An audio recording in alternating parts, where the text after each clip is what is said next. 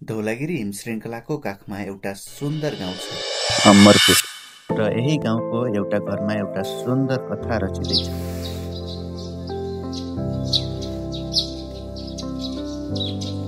र त्यो कहानी हो प्रकाश वेड्स सावित्री।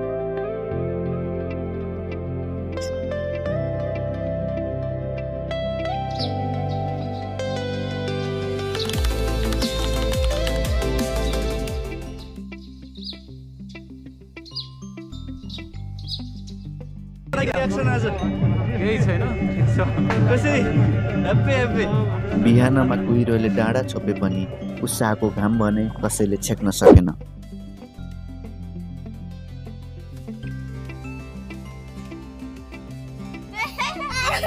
र सबैजना तुलाहालाई बेहुला बनाउन अत्याधिक प्रयास गरिरहेका छन्।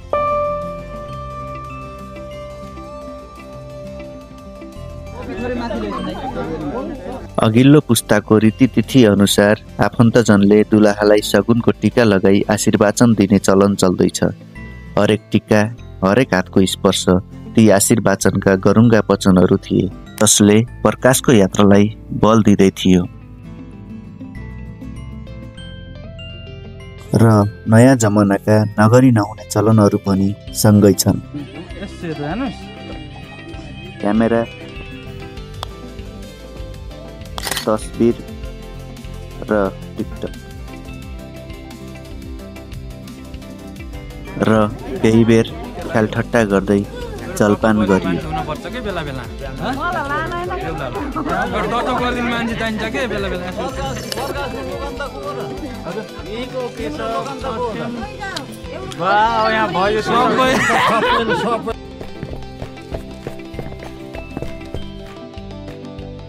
र जन्तीलाई मालाले बिदाई गरियो।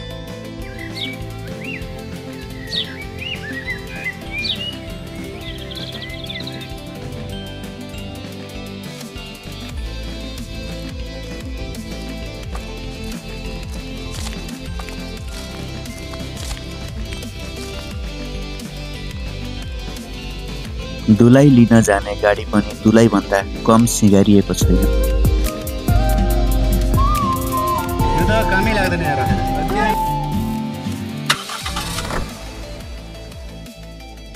र हाम्रो दुला पक्षको जन्ती यात्रा प्रारम्भ हुन्छ।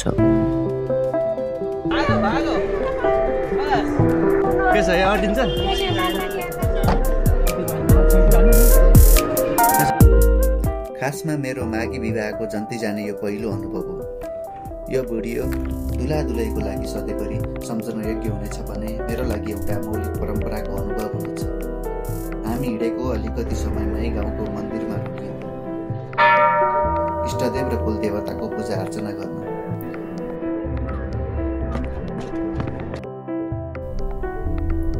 गतेराबाट हिँडेपछि पुलमा पुग्दा आकाशमा अनौठो दृश्य थियो। एक पठान चराहरू समरमा उडिरहेका थिए।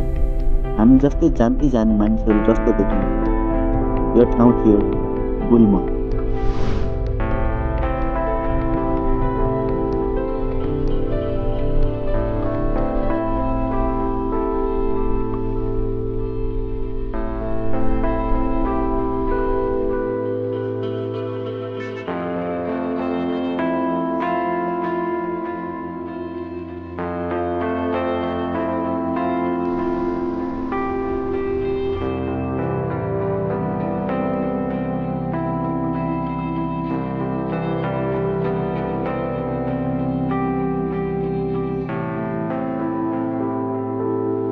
हुलाकेमा रोकेर दुईजना मामालाई यो कथामा हामी जोड्दैछौँ। जन्तीमा मानिस थपिएन, बरु सम्बन्धका गाँठाहरू थप बलियो हुँदै गए। जन्तीको सङ्ख्या अब 13बाट 15 पुग्यो। यात्रा जारी छ। हामी रोकिने दुईवटा मात्र कारण हुनेछन्। पहिलो, देवी देवतालाई ध्वजा चढाउन, र दोस्रो, यात्रामा जन्तीहरू थप्नु।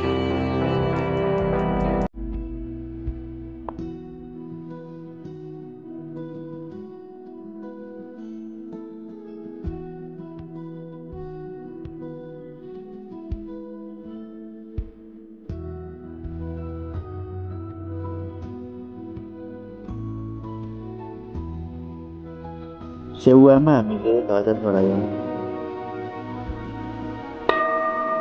र यात्रालाई निरन्तरता दियौँ।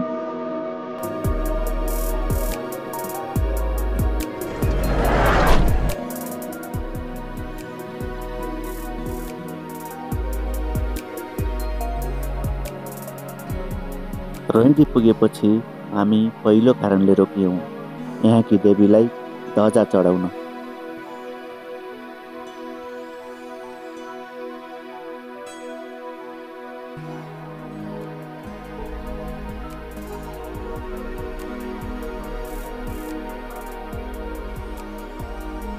र तमगास पुगेपछि हामी दोस्रो कारणले रोकियौँ कमल बुबालाई कथामा सामेल गराउन।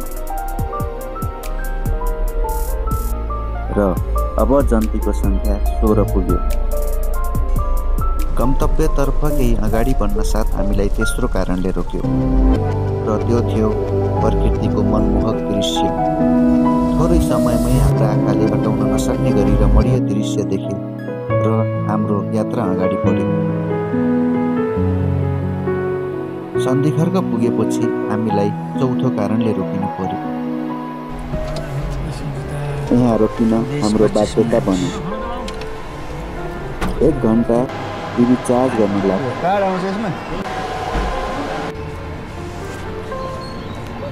चियापान गरेर समय टार्ने कुरा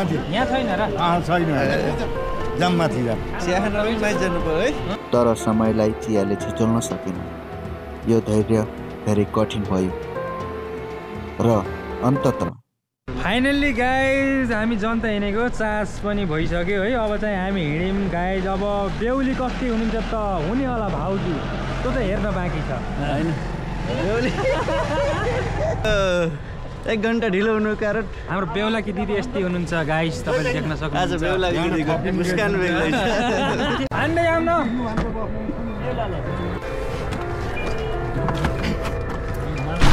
टिभी चार्ज भयो र हाम्रो खुसीको यात्राको निरन्तरता।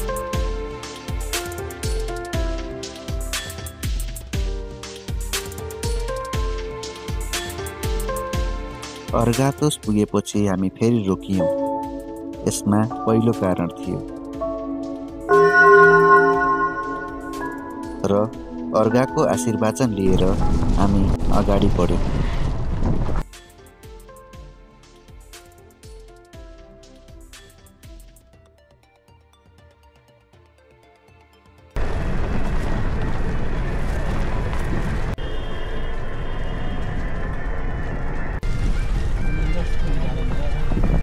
केही समयको यात्रापछि रोकिनको लागि फेरि तेस्रो कारण भेटियो।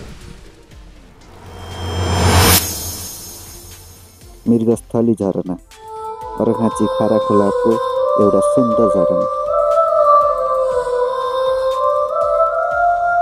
हामीलाई थाहा थियो यो तेस्रो कारण समयको बर्बादी हो भनेर, तर प्रकृतिको सुन्दरताले लोभिहाल्ने यो मनलाई बहकाउँदो रहेछ।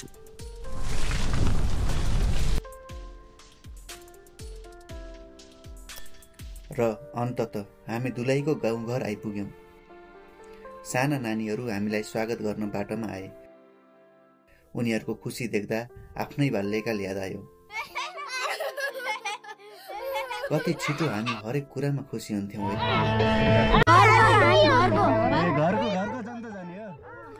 परम्परा अनुसार जन्तीहरू घर जानु अघि पहिले दही चिउरा लैजानु पर्ने रहेछ र जन्ती बेहुलीको घर पुगिसक्यो।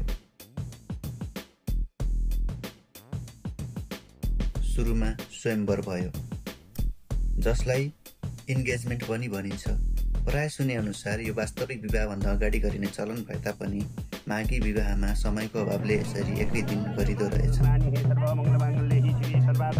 इन्गेजमेन्टलाई पटकाले थप रौनक बनाइदियो।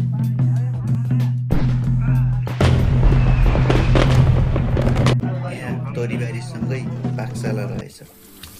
निकै मिठो बास्ना आइरहेको छ।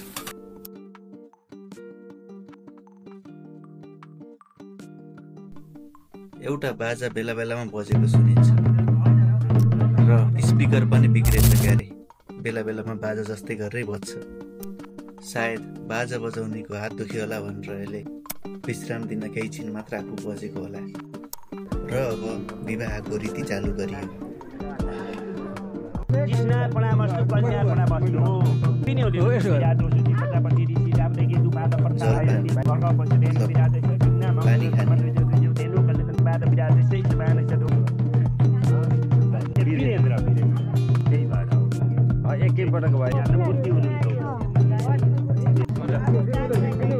कान छेउलाले खानु लपक्क खानु खानु खानु फेरि अर्काले खानु यहाँ मलाई हेर्नु यस्तै दिएर लुपुक्क खानु छ हो खानु खानु ल हात धुन पर्यो यता पानी झारिदिनुहोस् कहिले हुनुहोस् यसो काम भ्याइयो अब ल उत्तरी चाहियो उत्तरी नेपाल मण्डलान्तर्गत सरकार खान्छ क्यामेरामा यतिको चाहिँ चाहिन्छ भाग हो ट्याक्क राखिदिउँ फेरि चुपा छोडिदिउँ नानीले ल फेरि होइन त छोड्दिन दुई फेरि ल उत्तर भागे चन्द्रमा पूजा गर्ने कसम खाने प्रतिज्ञा गर्ने ठाउँ फेर्ने शिखर महादेव पानीको यस्तो कुटु डाउने चल त्यसपछि त्यो भावुक छेड सिन्दुर हाल्ने यो छेड जहाँ दुई मुटुले एकअर्काको ठेगाना भेट्टाउँछ यो दुई आत्माको मिलनको शपथ 7 जुनको बाचा र नयाँ जीवनको घोषणापत्र हो। अनि आयो रमाइलो परम्परा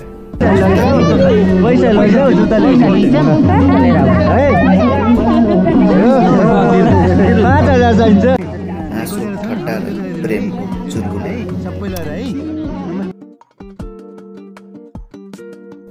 अब भोज नाचगान र दुला दुलाईको पहिलो पटक सँगै खानपिन।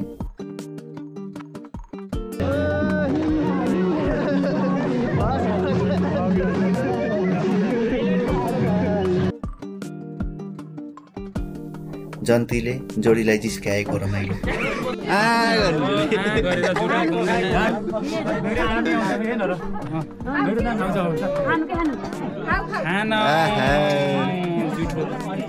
भएर हेर्नुहोस् त भाउजूको रियाक्सन हेर्न सक्नुहुन्छ। टिका टालो गरेर दुलाईको घरबाट बिदाई भयौँ।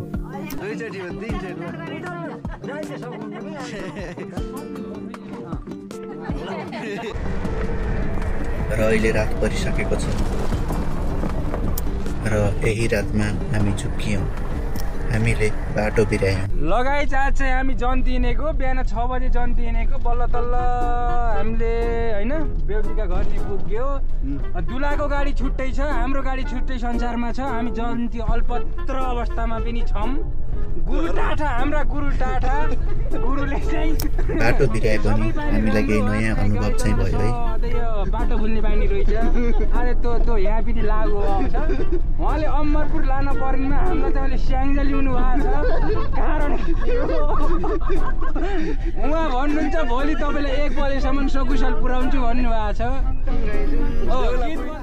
र अल्मलिँदै हिँड्दा हामी गुल्मा आइपुग्यौँ। मधेरोमा आएर भावी रङ्गशालामा हामी अब प्रकाश दाइको छोरो चाहिँ अब क्रिकेट खेल्छ स्टेडियममा बसेर। पहिला यस्तो भने पहिला तपाईँ भन्ने पहिला तपाईँ ल्याउनुहोस् बुढी भन्ने अनि ल्याउ बुढी भन्ने ले बुढी भन्ने ल्याउनुहोस् बुढी चिउरा। र अन्तत बिहान बिदाई भएकै घरमा हामी पुनः फर्कियौँ र बेहुलीको आरतीले स्वागत गरियो र रामु मामाले पड्काएको पटक्काबाट आजको दिन समाप्त भयो। तर प्रकाश र सावित्राको यो अनमोल कथा भर्खरै सुरु भएको छ। अब यो कथामा दैनिक जीवनका रङ्गहरू भर्न बाँकी छ। उनीहरूलाई नयाँ जीवनको शुभकामना।